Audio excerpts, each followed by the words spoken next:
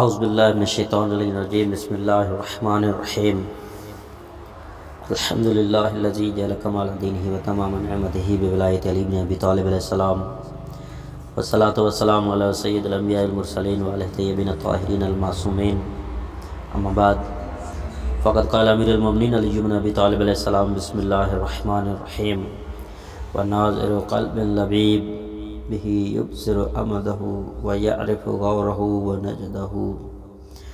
داع دعا وراع رعا فاستجيبوا للداعي واتبعوا الراعي۔ ناظرین قدر سامعین محترم السلام علیکم ورحمۃ اللہ۔ درس نہج البلاغہ کا خطبہ نمبر 175 میں ہم پہنچ چکے ہیں۔ امید کرتے ہیں آپ تمام احباب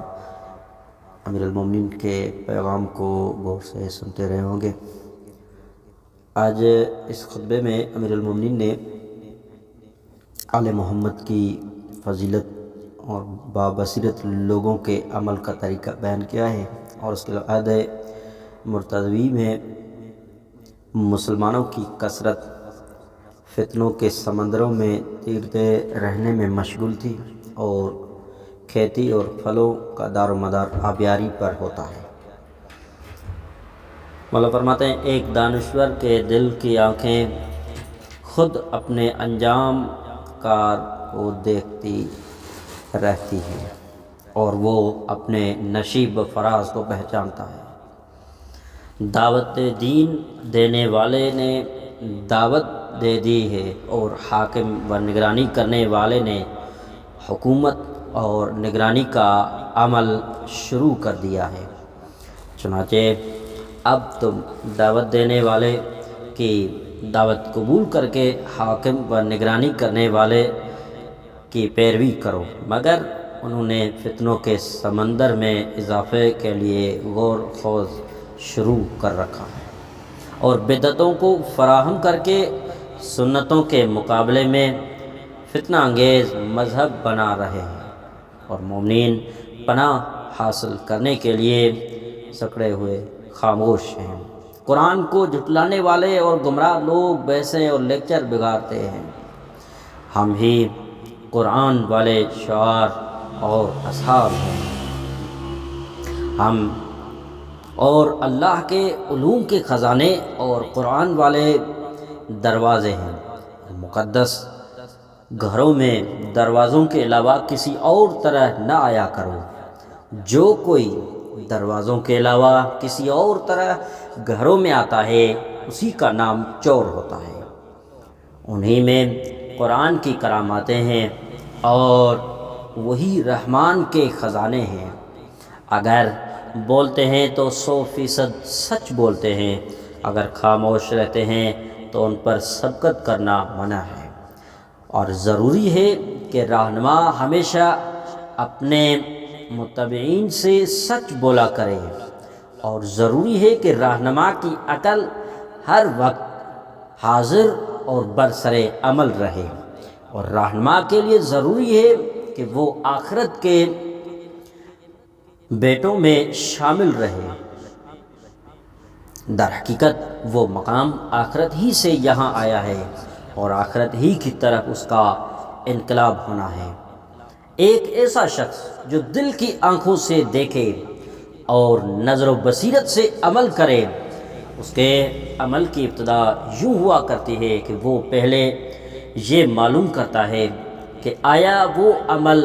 اس کے لیے فائدہ مند صحیح ہے یا مضر و غلط ہے۔ چنانچہ اگر وہ کام اس کے لیے صحیح ہوتا ہے تو بے دھڑک اس پر کار بند ہو جاتا ہے، اور اگر ٹھیک نہ ہو تو ٹھہرا رہتا ہے۔ چنانچہ جو شخص بلا علم و تحقیق عمل شروع کر دیتا ہے وہ اس شخص کی مانند ہوتا ہے جو غلط راہ پر چلا جا رہا ہو۔ چنانچہ اس کا اس غلط راستے پر بڑھتے چلا جانا اور کچھ نہیں کرتا سوائے اس کے کہ وہ اسے ہر قدم پر صحیح راستے سے دور کرتا چلا جاتا ہے جس کی اسے حاجت نہیں تھی۔ اور علم کے مطابق عمل کرنے والا شخص صحیح راستے پر چلنے والے شخص کی طرح ہوتا ہے۔ اب دیکھنے والا یہ دیکھ سکتا ہے کہ آیا وہ آگے بڑھ رہا ہے یا پیچھے ہٹ رہا ہے۔ اور یہ بھی جان لو کہ ہر ظاہر کے لیے ظاہر ہی کی مانند ایک باطن ہوا کرتا ہے، چنانچہ جو ظاہر عمدہ ہے اس کا باطن بھی پسندیدہ ہوتا ہے، اور جو ظاہر میں خبیث ہوتا ہے اس کا باطن بھی خبیث ہوتا ہے۔ یقیناً رسول اللہ صلی اللہ علیہ وآلہ وسلم نے یہ فرمایا ہے کہ یقیناً اللہ ایک بندے کو محبوب رکھتا ہے، اور دوستی کے باوجود اللہ اسی بندے کے عمل سے بغض رکھتا ہے، اور عمل کو دوست رکھتا ہے، اس کے بدن کو ناپسند کرتا ہے۔ اور یہ بھی جان لو کہ تمام اعمال اگنے والے پودے کی طرح ہوتے ہیں، اور ہر اگنے والی چیز کے لیے ضروری ہے کہ اس کی آبیاری ہوتی رہے، اور پانی مختلف قسم کے ہوتے ہیں، چنانچہ اگر آبیاری عمدہ ہوگی تو پھل بھی عمدہ اور پسندیدہ ہوں گے، اور کھیتی بھی عمدہ ہوگی اور پھل میٹھے میٹھے ہوں گے۔ اور جب آبیاری خبیث پانی سے ہوگی تو فصل بھی خبیث ہوگی اور پھل بھی کڑوے ہوں گے۔ خطبہ نمبر 176۔ اس خطبے میں امیر المومنین نے چمگادڑ پر ایک گہری نظر ڈالی ہے کہ سب سے پہلے اللہ کی حیران کن صفات بدلتے ہوئے انداز میں، اور چمگادڑ کا ذکر بھی صفات خداوندی بیان کرنے کے لیے بیان فرمایا ہے، اور روشنی اور اندھیرے کی خاصیت بدلنے والی آنکھیں، اور دن کسب معاش اور رات آرام و سکون کے لیے نہ رہے، اڑنے والے پر بھی تمام پرندوں کے پروں سے مختلف بنائے ہیں۔ آئیے خود میں چلیں۔ مولا فرماتے ہیں تمام ستائش و ثنا کے لیے جو کہ اپنی ثنا اللہ کے لیے جو کہ اپنی حقیقی معرفت اور حالت میں اتنا بلند ہے کہ جسے بیان کرنے کی خود صفات و خصوصیات کو حسرت ہے، اور اس کی عظمت و بلندی نے عقلوں کے لیے وہ راہیں بند کر دی جس سے وہ اللہ کی حکومت کی انتہا تک جا سکتی تھی۔ اللہ وہی ہستی ہے جو حق و حقانیت کی تمام واضح صورتوں کا بادشاہ و حکمران ہے۔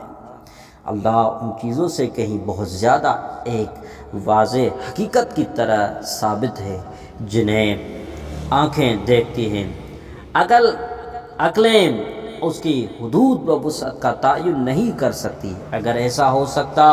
تو اللہ بھی دوسری محدود چیزوں کے مشابہ ہو جاتا ہے، اور کھوج لگانے والے وہم بھی اس پر واقع نہیں ہوتے کہ اس کا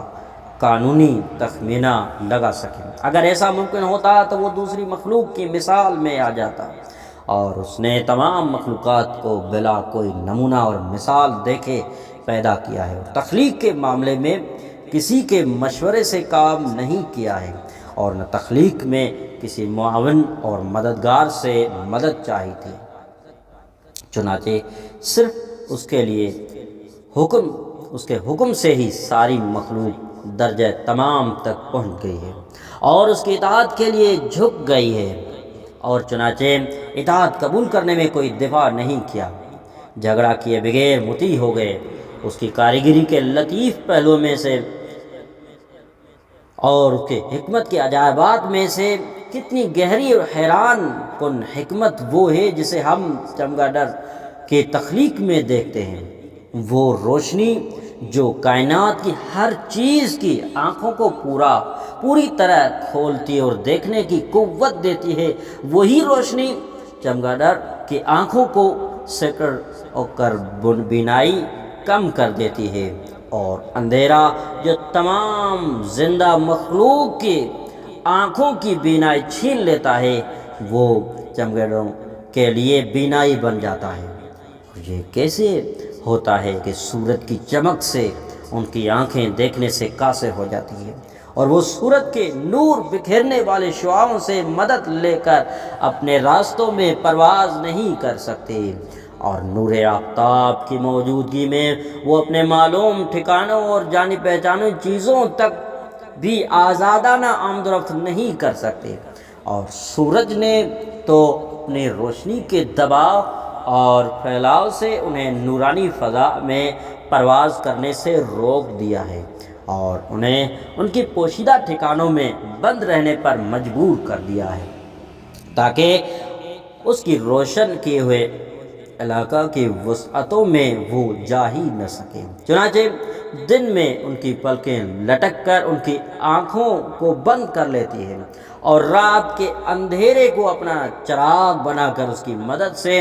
اپنے رزق کی اور ضرورت کی چیزوں کو حاصل کرتی ہے۔ چنانچہ رات کا اندھیرا نہ ان کے آنکھوں کو دیکھنے سے روکتا ہے اور نہ رات میں گہرے سے گہرا اندھیرا انہیں راستہ طے کرنے سے مانع ہوتا ہے۔ چنانچہ جب سورج اپنے چہرے سے پردہ ہٹاتا ہے اور سورج کے تمام اجالے واضح ہو کر پھیل جاتے ہیں اور سورج کی چمک روشنی گو کے سوراخ اور بٹھوں کے اندر تک روشن کر دیتی ہے تو چمگادڑ اپنے پلکوں کو چمک سے بچنے کے لیے اپنی آنکھوں پر جھکا لیتے ہیں اور جو کچھ رات کے اندھیروں میں اپنے لیے معاش و روزی جمع کی تھی اس پر سارا دن گزارتے ہیں۔ چنانچہ پاک ہے وہ ذات جس نے چمگادڑوں کے لیے رات کو ان کا دن اور روزی کمانے کا ذریعہ بنا دیا ہے اور دن کو ان کے لیے سکون اور آرام کے لیے مقرر فرما دیا ہے، اور جس نے ان کے پروں کو انہی کے گوشت سے بنایا ہے جن سے جب ضرورت ہوتی ہے بلند ہوتے ہیں اور پرواز کرتے ہیں۔ ایسا معلوم ہوتا ہے کہ گویا اڑتے ہوئے وہ کانوں کے لوہے ہیں، ان کے پروں میں پرندوں والے پر و بال نہیں بنائے، نہ ان میں پروں کی قطاریں اور جڑیں بنائے ہیں، البتہ جب تم خود دیکھو گے تو تمہیں رگوں کے واضح اور نمایاں نشانات ضرور ملیں گے۔ ان کے دو دو پر بنائے گئے ہیں جو نہ بہت باریک و نازک ہیں کہ پھٹ جائے اور نہ ایسے موٹے ہیں کہ بوجھل ہو جائیں۔ جب وہ اڑتے ہیں تو ان کے بچے ان کو چمٹے رہتے ہیں، ان کی پناہ میں رہتے ہیں۔ جب مائیں اڑتی ہیں تو بچے بھی اڑتے ہیں اور مائیں بیٹھتی ہیں تو بچے بھی بیٹھ جاتے ہیں۔ بچے اس وقت تک آزاد اور الگ نہیں ہوتے جب تک ان کے جوڑ و بند مضبوط نہ ہو جائیں اور پرواز میں بلند ہونے کے لیے ان کے پر انہیں سنبھالنے کے قابل نہ ہو جائیں اور وہ اپنی زندگی کی ضرورتوں اور مسلطوں اور راہ عمل کا پورا تجربہ حاصل نہ کر چکیں۔ پاک ہے اللہ جس نے ہر چیز کو بالکل ابتدا سے اس طرح پیدا کیا کہ اپنے سوا اور کسی کی بنائی ہوئی چیزوں کی مثال یا نمونے نقل کی ہو۔ والسلام علیکم ورحمۃ اللہ وبرکاتہ۔